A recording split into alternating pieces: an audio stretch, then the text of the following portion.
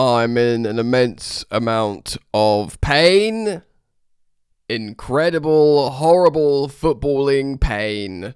Chelsea won, Burnley won in the Premier League in what was a must-win game in the race for Champions League qualification, top 5 finish. Of course, Burnley, last game out, they had a good result away at Palace, a comeback win. They're not a team to be taken lightly at the moment, and there's so many things to discuss in this game. Obviously, it's hugely deflating. It's a stoppage time equaliser, and we were throwing on centre-backs to defend a 1-0 lead. A 1-0 goal that we scored in the 3rd minute, by the way. We'll speak about Joao Pedro and all that. Cole Palmer had chances to make it 2.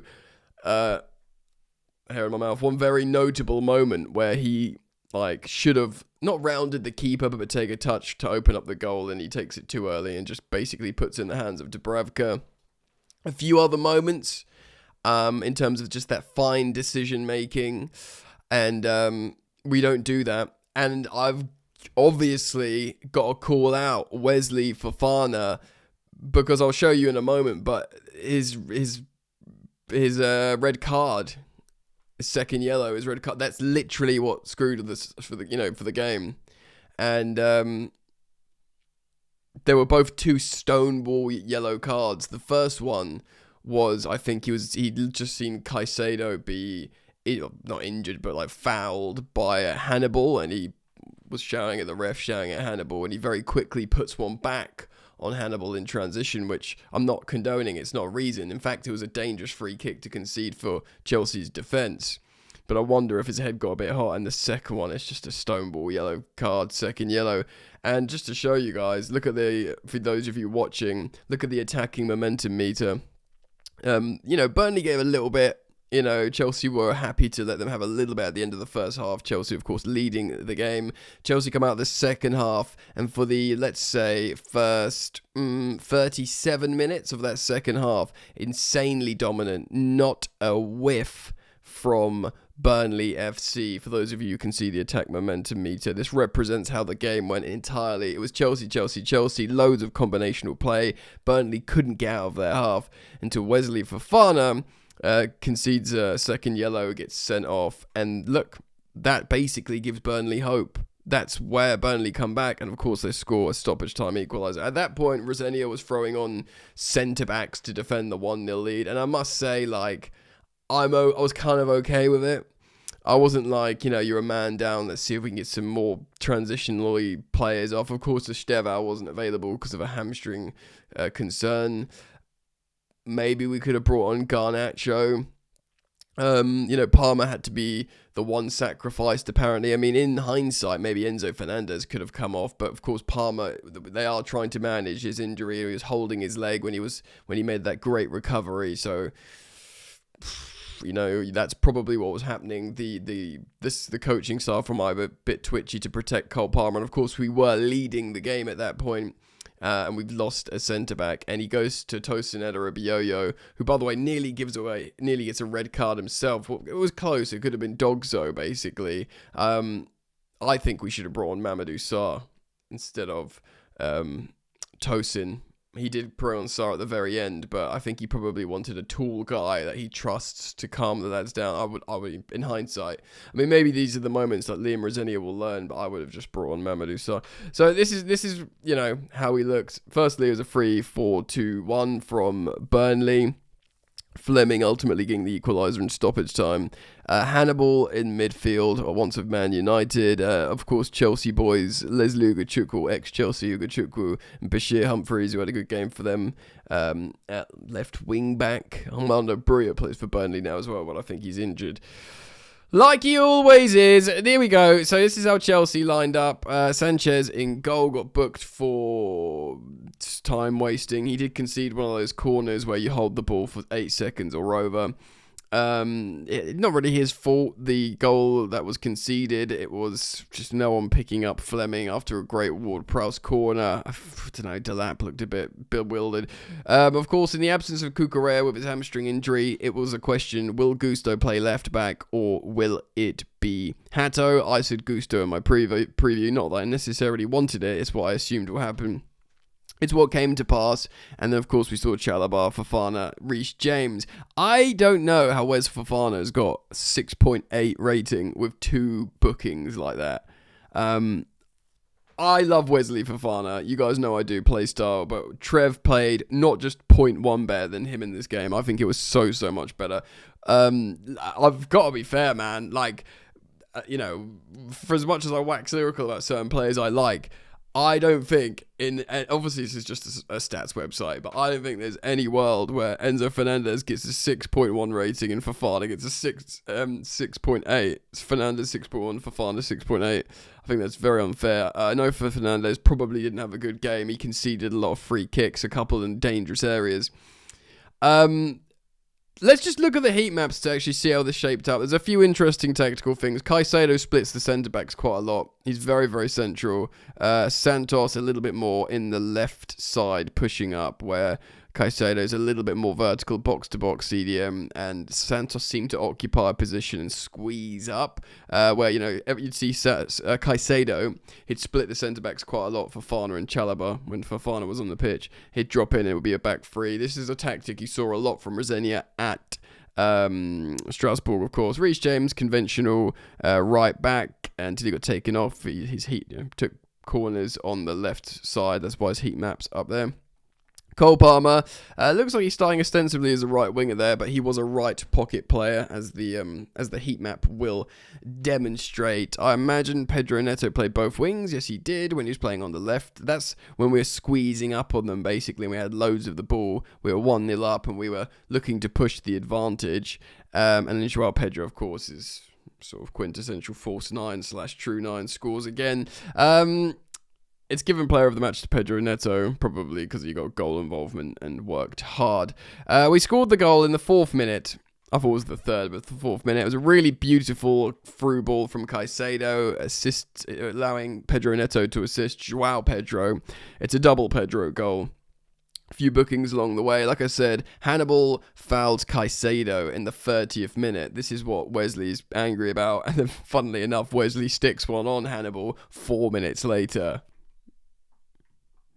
I have a feeling they're related. I'm not condoning it. You should not do it. It's a bit of an old school football thing. You see your mate get fouled, you stick one on the guy afterwards. Not when it's just outside your box and you're going to get 2 bookings in the game. There's just no excusing it. Couple as a halftime change for Burnley, and then a change just before the hour mark. Chelsea. Ex-Chelsea lad Ogachukwu gets a nice reception as he comes off for James Ward-Prowse, which would ultimately, he screws us because James Ward-Prowse keeps putting in the deliveries which give them the equaliser. Fofana concedes another stonewall yellow card, and it's just stupid. It's stupid. And he screwed himself there, man, because now, you know what's going to happen? You're going to see Trev, who's playing well, go to right centre-back, which, lest we forget, is his native position. It's Arsenal next, isn't it? And it'll be Mamadou Sarr playing at left centre-back, where he played loads for Rosenior in Strasbourg, and he'll have a whole week to plan for that. And, if he plays well, Wesley will be worried, and rightly so, because these are the moments. I know it's like, you might say, it's Burnley at home, Chelsea should just go over the line even without a player. No, Burnley is scrapping for their lives. They made this a real examination, and credit to them, I looking at what was available to Rosenior, if we look at the bench here, Lavia was on the bench. My word, I know he played 45 minutes for the under-21s. Look at who was available to him. It's only really Garnacho and Guiu who you could say, go for it, go for it, attacking substitutions. Do you know what I mean? That's the only thing you could say. And I don't think anyone, when you've had both Joao Pedro and Liam Delap feature in a game, of course, Delap recently getting a hat-trick of assists, Joao Pedro being in scintillating form, you can understand Liam Rosenior not going for Mark Guiu. And I maybe would have brought on Garnacho, and you know, many of you would have been like, no, and the idea would have repelled you. In that case, there's no one else. There's no one else you could have brought on. He had loads of defenders on the bench. He brought on 1, 2, 3, 4 centre-backs because he was a man down and he had a lead, and that's what was available to him. And in theory, Liam Delap, this is what you want him for, these game states that, you know, Ipswich had when they were defending deep last season, and Liam Delap was this, like, pressure release valve up the pitch. Everything, these are the right players to come on. What were available to him were the right players to come on. You could argue maybe he could have kept Palmer on, but if, you know, if they are protecting his injury, I guess it was just the right thing to do. And of course, the last action of the game was Liam Delap running onto a ball where his name could have been lit up in lights to score the winner in a sort of must-win game, really. And he doesn't do it. He skies it, you know. But of course, he's not in great goal-scoring confidence at the moment. A little bit more context. Let's look at statistics in this game. Chelsea had 1.88 XG to 0.78. Burnley, 67% possession. 3 big chances to their 1. They had 12 shots to our 12, but I imagine a lot of those came in the second half. Just looking at the first half, yeah. We kept them down to 0.28 XG in the first half. 2 big chances to their 0. They did have 5 shots, though. And despite, you know, how going a man down in the second half still generated more of an XG threat than them. But you'd expect that from Chelsea because we are Chelsea and we are at Stamford Bridge. I did hear a stat that it's like 70 or 80% of Burnley's Premier League points in the league against Chelsea have come at Stamford Bridge. They do better at Stamford Bridge, like demonstrably better than they do at Turf Moor, which doesn't feel right. So it's a huge, gigantic 2 points dropped, which is very frustrating. Aston Villa also were playing, weren't they? Let's have a quick look what happened with them. They drew as well, which is helpful, I suppose. But it's not great, is it? It's not great. Let's have a look at the table, shall we? Yep. We remain in, of course, in 4th place. Other teams need to play. If Man United even draw, they'll go above us. Of course, there's Liverpool and Brentford below us as well. I'm just going to quickly check the fixtures. One sec. Okay, so Liverpool have to actually go away to Forest, who've got Vitor Pereira in situ now, and that might be tougher than it would have been before. Of course, they had a big 3-0 away win at Fenerbahce for its first game. You know, and if you look at the names in that Fenerbahce team, is it Fenerbahce? Yeah, well, you know, Kante and other man in the midfield. It's a strong team, actually. So who knows? Maybe they can do something against Wolves. Sorry, against Forest. Forest can do something against Liverpool. My brain is just scrambled by that Burnley equaliser. Man United are away at Everton. Actually, Everton's form at the new stadium has been poor since like Christmas. They started well there, and it's been poor like for a long time. And Man United are, of course, in really strong form. They were in identical form to us, 4 wins and a draw. But you know, you can only hope that Everton somehow beat Man United. And even if Liverpool win, I think we'll stay above them. So we could still stay in 4th place. You know, by the end of the game week, basically. I was just seeing Brentford lost as well to Brighton, which is a bit of a touch, actually. But it's very, very frustrating. It's a bit of a howler. It was a banker of a game. So let's take a deep breath and talk about how we feel. This is like proper group therapy, guys. Let's get the metal chairs out. This is not an AA meeting. Well, what's the positive? Well, let's try and be positive first. Well, you know what? I've been quite negative, so let's just sweep the rest of them up. Collective concentration, allowing the opposition team to grow in confidence. Even if you're a man down, you need to sort of stand tall and be like, we are Chelsea. You know, we don't mind that we're a man down. But so you could say collective psychology is poor. Wesley Fofana's massive massive red cross for me in that, it maybe is playing between the yellow cards, but I don't care. If you're going to give away 2 yellows like that at home against, Burnley believing and fighting for their lives, then, you've done very poorly, in my opinion. Gusto, I don't want to dig him out too much because he's playing out of position, but he got a lot of chances to do things right and he did them wrong. Palmer's a weird one because I think he looked a lot better in moments. Obviously he had that moment with the goalkeeper where he just shoots at Dubravka's feet or hands or whatever, and he did have time to take a touch, and even if he can't round the keeper, he can open up a gap to score, basically, and Cole Palmer in confidence would have done that. But I am relatively pleased because I still saw moments from him. Of course, he made a few good passes. He did that recovery challenge, which demonstrated great defensive work, and that's when they went, has he aggravated his injury here? Maybe that contributed to him coming off, although he did look frustrated to come off. So he's sort of good and bad with Cole Palmer there, you'd have to say. There was rusty elements, but, we're just hoping he plays himself back into form. Positives being Pedro Neto continues to chip away with these goal involvements, playing in different positions, and Joao Pedro just looks worthy of a Chelsea striker. I mean, that's the biggest positive I can take away from, I say, Liam Rosenior's tenure.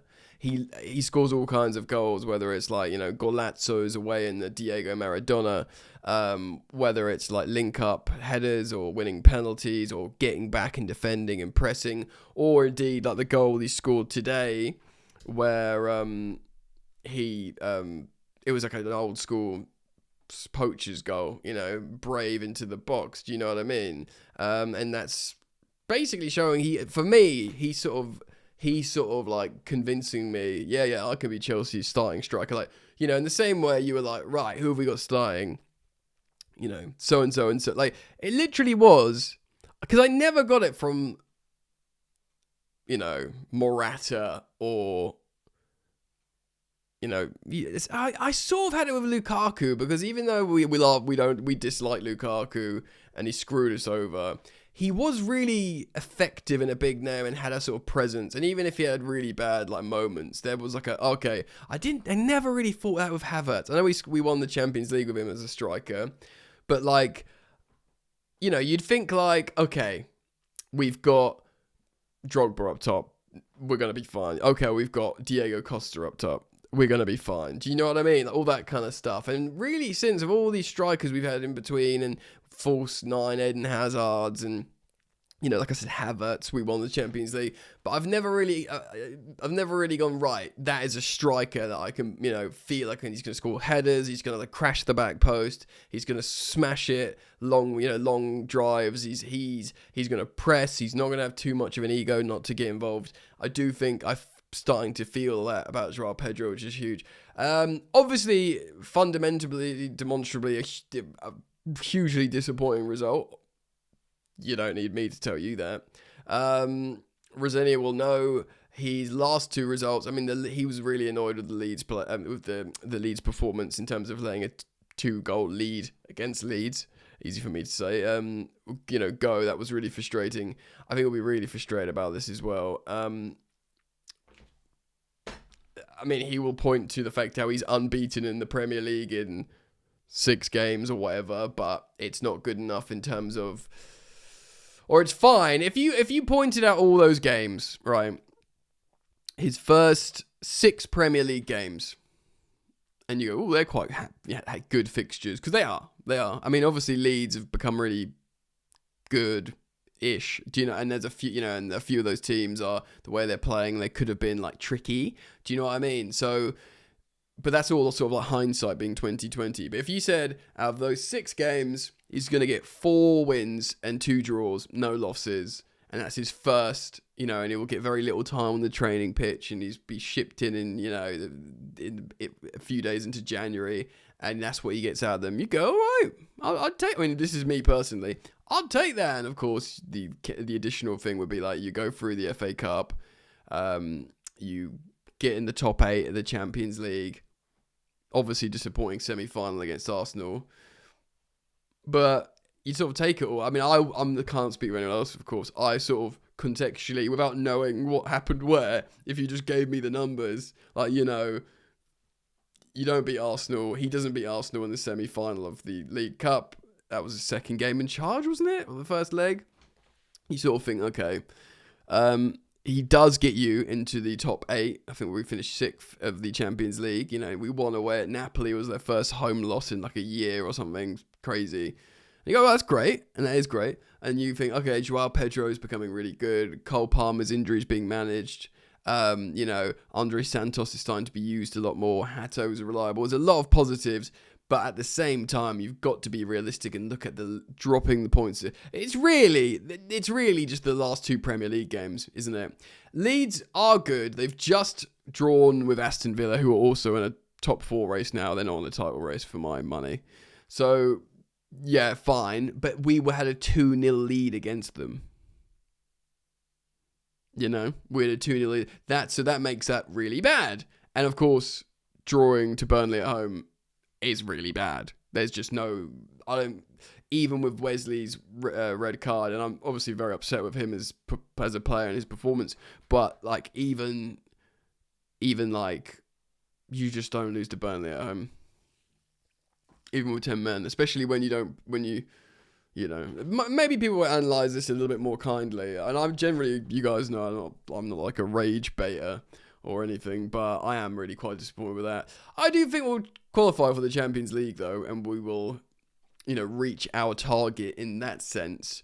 But, you know, the AI overlord robot kings that are now in the front of our shirt. Remember when we had Damac on the front of the shirt and we're all like, oh yeah, it's Return of Damac. We won the Conference League and it was all vibes and positive, and we qualified for the Champions League and won the Conference League with Damac, and we're all like, it's the good juju of Damac. Bad start for, I don't even remember what these men are, IFS, whatever the hell it is. Bad start for them. Not that they have a contributing factor. Anyway, let me know what you think. Please do leave your thoughts. Share your miseries with me down in the comment section on YouTube. Thank you for liking and subscribing there. Thank you for following and 5-starring on Spotify. If you want to give me some support, I do appreciate it. And I do hope to see you back here soon.